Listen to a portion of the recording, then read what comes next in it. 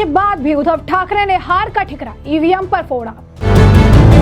EVM के खिलाफ महाराष्ट्र में प्रदर्शन करेंगे उद्धव ठाकरे। चुनाव आयोग ने द वायर की झूठी रिपोर्ट की खोली पोल। महाराष्ट्र में द वायर ने वोटों की गिनती पर फैलाया था झूठ।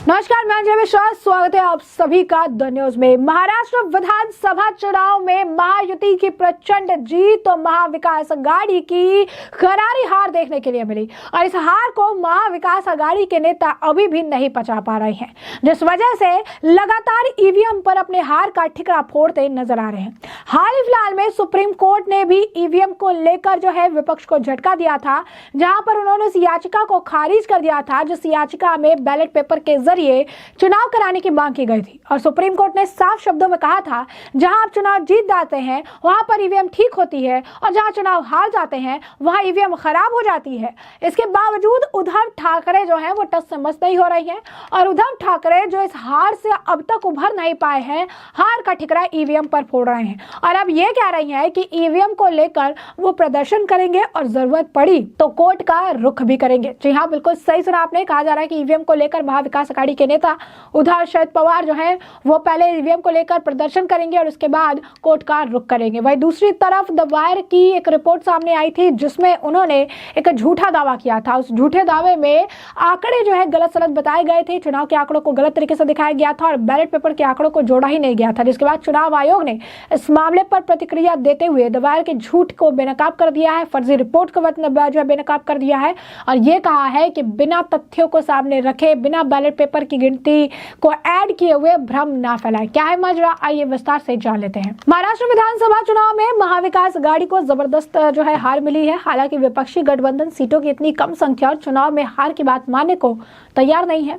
इसके चलते अब एमवीए के हारे हुए उम्मीदवार अपने अपने क्षेत्रों में ईवीएम और वीवीपैट यूनिट के वोटों का मिलान करेंगे। तो आपको बता दें कि महाविकास अघाड़ी के नेता ने विपक्षी गठबंधन के हारे हुए उम्मीदवारों को इस कदम को लेकर जानकारी भी दी है और इससे पहले शिवसेना यूबीटी के कई हारे हुए उम्मीदवारों ने पार्टी प्रमुख उद्धव ठाकरे के साथ बैठक भी की थी और बैठक के दौरान ही इलेक्ट्रॉनिक वोटिंग मशीन यानी ईवीएम के काम करने के तरीके पर सवाल उठाया था। उद्धव ठाकरे भी ईवीएम को लेकर सवाल उठा रहे हैं, संजय राउत भी ईवीएम को लेकर सवाल उठा रहे हैं और ऐसे में आपको बता दें कि ठाकरे ने अपने आवास में हुए इस बैठक में पार्टी के खराब प्रदर्शन को लेकर मंथन किया। हारे हुए उम्मीदवारों ने ईवीएम पर जो है सवाल उठाए और उद्धव ठाकरे ने मुंबई में अपने निवास पर पार्टी के चुनावी प्रदर्शन की समीक्षा को लेकर बैठक आयोजित की थी और इस बैठक में भी उन्होंने विधायकों से अपनी हार का कारण ईवीएम की कार्यप्रणाली खामियां बताई जो चुनाव हार गए थे। बैठक में भी मौजूद एक पूर्व विधायक ने बताया कि कुछ नेताओं ने ईवीएम पर शक जताया है, यानी साफ तौर पर अपनी हार का पूरा ठिकरा जो है वो ईवीएम पर फोड़ने का काम इनके द्वारा किया गया, जिससे यह बात साफ होती है कि ईवीएम को लेकर इनकी मानसिकता क्या है। जहां चुनाव जीत जाते हैं वहां ईवीएम ठीक और सटीक रहती है और जहां हार जाते हैं वहां पर इसी तरीके का बयान देते हैं, ईवीएम के सिर ठिकरा फोड़ देते हैं। इस मामले को लेकर उद्धव ठाकरे के ही नेता जो है उनका बयान है संजय उत्तमराव देशमुख का, जरा सुनिए क्या कह रही हैं वो।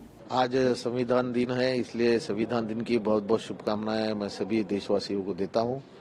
महाराष्ट्र में जो निकाल आए वो सब आप तो जानते हैं, मगर इस निकाल से जो परिणाम महाराष्ट्र की जनता ने जो दिया है, वो जो मैंडेट दिया है वो हम सबको मान्य है, परंतु जिस ढंग से ये चुनाव हो रहा है उसमें आपने देखा महाराष्ट्र की जनता आज तक जितने भी चुनाव हुए उतनों में जिस धांधली से ये चुनाव हुए उसके बारे में सब जनता को परिणाम देख रही है और आम आदमी का इस चुनाव की जो प्रक्रिया है उस पर से दिन ब दिन भरोसा उठते जा रहा है।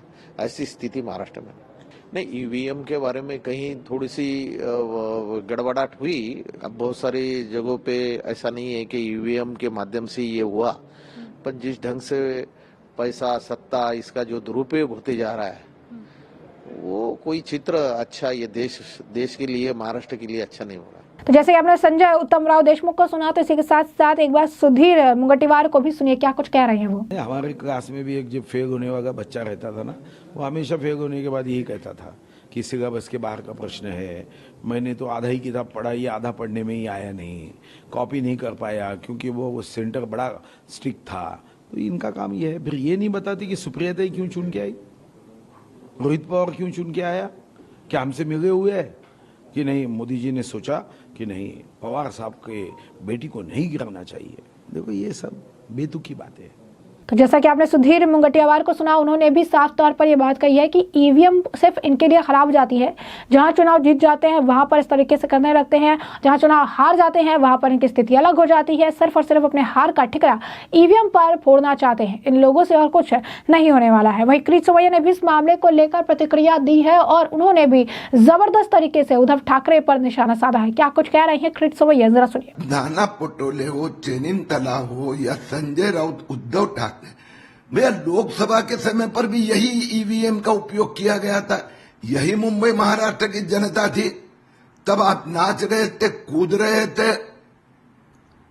अब 48 में से 31 लोकसभा महाआघाड़ी को गई थी। तब हमने कभी ईवीएम पे के ऊपर प्रश्न नहीं उठाया। कल भी एक ही दिन में वही ईवीएम, वही चुनाव आयोग, झारखंड में हमारा पराभव हुआ, हमने स्वीकार किया। और महाराष्ट्र में जब ध्यान में आया कि वोट जिहाद, मौलाना जिस प्रकार से लोगों को उकसा रहे थे और उसके विरुद्ध में महाराष्ट्र की जनता ने मतदान किया और इतनी भारी विजय महायुति को मिली, तो अब वो बहानेबाजी कर रहे हैं। तो जैसा कि आपने किरीट सोमैया को भी सुना, उन्होंने कहा कि अब मुंह कहां छिपाएंगे और इस वजह से ईवीएम को जो दोष है वो दे रहे हैं, ईवीएम पर निशाना साध रहे हैं, ईवीएम को जो है जिम्मेदार ठहरा रहे हैं। लेकिन असल बात तो कुछ और ही है। असल बात सबको पता है कि जनता ने इन्हें नकार दिया है, लेकिन इसके बावजूद ये लगातार ईवीएम के पीछे पड़े हुए हैं। बता दें आपको, शरद पवार, उद्धव ठाकरे भी लगातार ईवीएम को लेकर बयान देते रहे हैं और अब इस पूरे मामले को लेकर कोर्ट जाने की बात कर रहे हैं, साथ ही साथ प्रदर्शन की भी बात कह चुके हैं। वहीं दूसरी तरफ आपको बता दें कि महाराष्ट्र विधानसभा चुनाव में पड़े वोट और उससे लेकर जो है गिनती हुई है, उसे लेकर वोटों की संख्या का अंतर का दावा करते हुए कई सारे मीडिया रिपोर्ट सामने आए, जिसमें द वायर की मीडिया रिपोर्ट भी सामने आई और वहां पर उन्होंने झूठा दावा किया गया। उसमें यह कहा गया कि करीब 5 लाख से ज्यादा वोट गायब है। इस रिपोर्ट्स के अनुसार चुनाव के दौरान कुल 6,45,92,508 वोट गिने गए थे, जबकि मतदाताओं ने इससे ज्यादा वोट डाले गए। इस विवाद पर कई सारे सवाल खड़े होने लगे, जिसके बाद अब चुनाव आयोग ने इस मामले पर जवाब दिया और ये कहा कि खबरों को भ्रामक और तथ्यहीन जो है बताया। साथ ही साथ आयोग ने कहा कि इस रिपोर्ट में पोस्टल बैलेट को शामिल नहीं किया गया है और इसके कारण लोगों में भ्रम पैदा हुआ है। चुनाव आयोग के अनुसार ईवीएम में कुल 6,40,88,195 वोट पड़े थे, जबकि पोस्टल बैलेट के जरिए 5,38,225 वोट डाले गए थे, जिन वोटों की गिनती नहीं की गई। इसके बाद आयोग ने स्पष्ट आंकड़े दिए हैं और उन्होंने कहा है कि मीडिया रिपोर्ट्स जो है उन्होंने गलत तरीके से दावा किया। यही नहीं, द वायर द्वारा जो रिपोर्ट साझा की गई थी उसे बाद में डिलीट भी कर दिया गया, क्योंकि ऑब्वियसली वो भ्रामक था, उसमें कुछ रिपोर्ट जो है उन्होंने साझा नहीं की थी। लेकिन चुनाव आयोग ने द वायर को ही टैग करके पूरी तरीके से रिपोर्ट दिया और क्या कहा कि किस तरीके से जो एडिशनल वोट थे वो द वायर द्वारा नहीं किए गए। दो जो कॉन्स्टिट्यूशनल असेंबलीज थे, अष्टी और ओसामाबाद, उसको लेकर भी जो है झूठ फैलाया गया कि किस तरीके से आंकड़े गायब है। लेकिन जैसा कि हमने आपको बताया कि पोस्टल बैलेट वाले को काउंट ही नहीं किया गया और इस तरीके से कहा गया कि वोट की गड़बड़ी हुई है, जिसे अब चुनाव आयोग ने साफ स्पष्ट शब्दों में सबके सामने रखा है। तो ऐसे में हमने आपको जो पूरा मामला है विस्तार से बताया। इस मामले पर आपकी भी जो राय हो हमें कमेंट सेक्शन में कमेंट करके जरूर से जरूर साझा करिएगा। धन्यवाद।